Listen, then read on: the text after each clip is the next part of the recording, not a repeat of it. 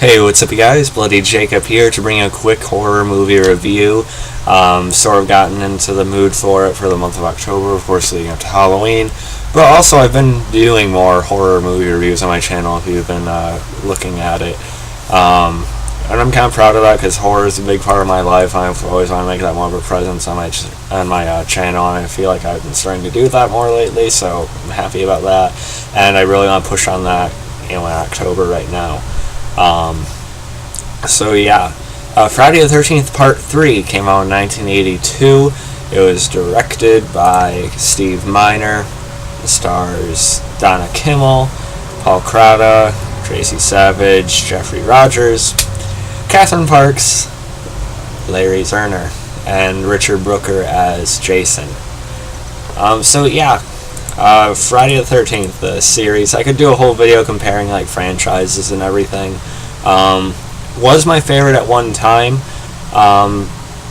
but I do think the Halloween series, at least parts 1 through 5, I think are a little bit stronger than the Friday films as movies themselves. And I've always found Nightmare on Elm Street to be a bit more creative.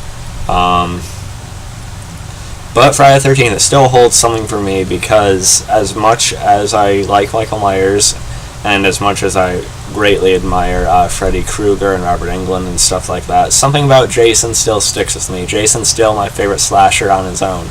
It's just that his movies are a bit weaker when compared to some of the others, but here we go. And Part 3 is probably one of my more favorite films, at least earlier on. At least in terms of parts 1 through 3, I think I do like 3 more than the first 2. Looking back at it now, I do think Part 4 improved upon that with a better mood and sort of a feel to it. But Part 3 I did find entertaining. I watched it with my girlfriend just today, actually, who may or may not be here right now.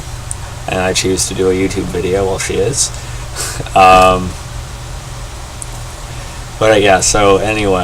I did still find this one entertaining. Almost all 80s horror movies are going to be somewhat cheesy and sort of off. But if you're a fan of this type of stuff, you sort of expect it and roll with it and try to still dig into it for whatever it is. Of course, there's something really scary about it. But you still do sort of enjoy like the music cues and hearing like and the various things like that. And the setup of the story for the movie is the same. You have teenagers basically deciding to take a trip around the Crystal Lake area. Except they did do something a little bit different in this movie. Our main protagonist, Chris, she had a previous traumatic encounter with Jason in the past. They do show a little bit of a flashback with that at one point after she had an argument with her parents and everything.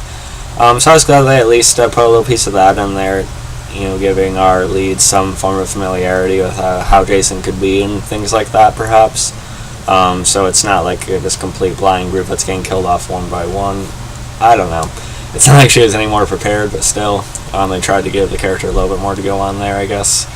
And I think the actress who played her, Dana Kimmell, did pretty well for what it is. I did find Paul Kratka as Rick, sort of a love interest, farm guy type of character. He was fairly likable as well for that type of roles too. I thought Vera was actually okay. Vera Sanchez, played by Catherine Parks. She's the one who sort of set up with Shelley, sort of the goofball. There's like a lot of underlying tones that he has issues of his own, like he's lonely, he's trying to cover up with comedy and stuff like that, but he's takes it way too far, at least does it too often. But I sort of liked Vera. I just found she seemed a little bit smarter, less like one of the really popular girls, I guess. And Shelley, Larry Zerner, he's fairly entertaining, but there's a point where he's coming off like sort of likable or charming for a little bit and you sort of feel bad for him, but then he calls Vera a bitch, sort of under his breath, and then it's like, okay, now I don't mind the fact that he got his throat slit. But still, I think the guy did a good job. Part of me almost wishes Vera would have survived, I guess, or would have been like the final girl, but I get it with Chris's, tie-ins to that previous experience with Jason. Rick, meanwhile, meets that, head crushing kill with the eye popping out. That's actually one of my favorite kills, as cheesy as it looks now. Hoping to meet Kane Hodder in a couple weeks here. I know he wasn't playing Jason in this movie, but I almost want to take a picture of him crushing my head. I think that'd be fun. But we'll see how that goes. And another big thing about this movie, though, that makes it still memorable is the fact that that's the first time Jason dons his iconic hockey mask. He gets that from Shelley, and then we see his spear gun kill, with Vera there, which I thought was pretty good, despite the obvious 3D shots. And that was another big part of this movie. It was a big 3D marketing thing. We did attempt to watch it like that, but we had to try to use glasses from Coraline, so I don't know if it worked the exact way it should have. I lost the pair I had that actually came with the movie, unfortunately. So we just ended up watching it in 2D. And I'm sure then based on the reviews, it seemed fine for the time that this was put out. But now there's just a lot of obvious shots of like a pitchfork sticking out, or like a handle or like a baseball bat being held in front of a camera for a few too many seconds. But it's not that bad, or like the snake coming out, when they find the rabbits dead and everything. But it is what it is nowadays anyway. I do really like the look of Jason in this movie. He has more of a pronounced hunchback than he does in pretty much all the other movies. I also really like the look of his unmasked face. I have a NECA figure, which is one of my favorite figures, by the way. It's dead on. So I do like the look of Jason here, especially when you see him in that dream sequence at the end of the film with the blood running down his face. I think that actually looks pretty good. So yeah, there is a lot to enjoy if you're like a genre fan, but it comes off a certain way to others, I guess. I still found it enjoyable. I don't think it's I don't know if I'd say it's one of my absolute favorites of the franchise, but like I said, I do prefer it to the first two, and it does still have its place due to the hockey mask and everything. There actually were like an alternate ending to this movie as well. Actually, a couple, I should say. Really doesn't change anything, but they just did the dream sequences a little bit different a couple times. Basically, at the end, when you see Chris sort of fall asleep in that boat and she wakes up, she sees Jason in the house. That's changed in the alternate ending. Instead, she thinks she hears Rick calling out to her, so she goes to the house, and Jason comes out unmasked, and he actually decapitates Chris with a machete, which is actually kind of cool. There's some pictures online of it. I'm not sure if there's like any footage out there or anything, but maybe I should have saved some pictures to show you guys. But it's out there. Just look up Friday the 13th Part 3 alternate ending, and you'll find it. I actually think that would have been pretty cool to go with for the dream sequence, because we've seen like either a young Jason or Pamela come up from the water and drag people down before. It's a thing that makes sense with the character, but I almost think the decapitation would have been better. But I guess at the time, certain people thought it was too grim to see the main character decapitated like that, even if it was a dream sequence. I guess that was the reasoning.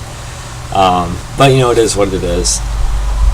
And then the second alternate ending, it's not much different except the bikers. Yeah, I forgot to mention the bikers. Shelley and Vera, they take a trip to the gas station to get food earlier in the movie. Then Shelley ends up taking off a gang of bikers, knocking their motorcycles over, and so the bikers come up to try and screw with their stuff, and then Jason ends up slaughtering most of them. And there's one that survives till towards the end, that's Ali. In the regular version, he pops out to try and attack Jason again. Jason just hacks him to bits. But in this alternate ending, he and Chris actually both survive, and they walk away from Jason after, Chris likely still gets him with the axe to the head. You have that iconic, Jason still reaching with the axe in his head thing going on. I also like when Jason sort of gets himself out of, being hung and everything like that, the noose, I should say. But yeah, I don't really think it would have been necessary for Ali to survive as well, and for them just to sort of walk out of it together. I don't know. But yeah, I just wanted to sort of explain that to you guys there. But yeah, so Friday the 13th Part 3. I liked it. Not one of my favorites, but not like one of the worst entries of the franchise either. I do like it more than a few of them.